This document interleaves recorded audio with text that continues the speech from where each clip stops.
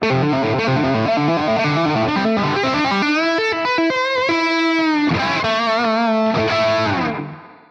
up everyone, it's Mike here at Guitar Tricks, back with another video in my series on tapping. Before we get started, make sure to subscribe to the channel and ring that notification bell. And while you're at it, hit that like button. It would really help out. Now, back to the lesson. In the previous lesson, we just took some basic exercises to get this technique under our fingers. And for that, I just recommended getting rid of the pick altogether. But a lot of times when we use tapping in a musical situation, we're going to be using it in addition to all our regular picking and strumming and all of that kind of stuff. So the question becomes, what do we do with the pick when we want to go to tap? Okay, so here are a few things to think about. First one is that if you're good with your middle finger as the tapping finger, you might not have to do anything at all. You can continue to use your thumb and index on the pick and then just use that middle finger to tap. Okay.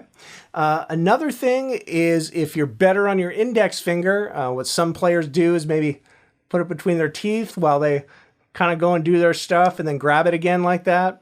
One of the things I like to do is actually move the pick in between the knuckles of the inside of your middle finger and sort of claw down on it. And that gets it out of the way, and you've got it really handy to be able to just sort of grab it back into your picking position. Okay, so there's a few ideas for you to just experiment with and see what feels the most natural to you. All right, also in today's video, I also want to talk about incorporating some open strings as an idea to use tapping to its fullest potential. So you may have recognized that short little piece of music I did at the beginning of this lesson uses open strings. And in fact, since my tapping is happening at the 12th fret, I'm combining the note of the open string with its octave that I'm tapping, and I'm moving the notes around on the fretboard with my fretting hand. Okay, so. Okay, so this is a really cool thing to do, and there's lots of different ways to use it. You can use it on the same sort of repeated idea. Okay, and once again, experiment with just different directions, like just going only down or only up. Okay, all of those give really different type of sounds when you speed it up a little bit. Okay, another thing you could do is, for example, on the B string, you could use this as a pedal and just move some notes around with your fretting finger one at a time.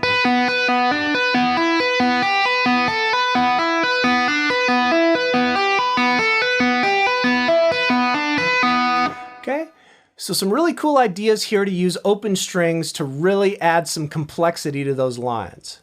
The final thing I want to leave you with is that obviously to map this stuff out and make it sound good, a lot of the time what you're going to want to do is use notes from the key that you're playing in. So for example, if I'm playing in A minor, I want to be able to map out where those scale notes are across the fretboard. This is where knowing your fretboard is really useful, because not only am I using patterns in, let's say, one position, a positional pattern here, I'm using a tapping finger usually up the neck. So it's really important to know where those notes are in the key or in the scale up the neck as well. This is where practicing your scales in all positions and even practicing your scales across one string or two strings come in really handy in knowing where to tap as well as where to play notes with your fretted fingers.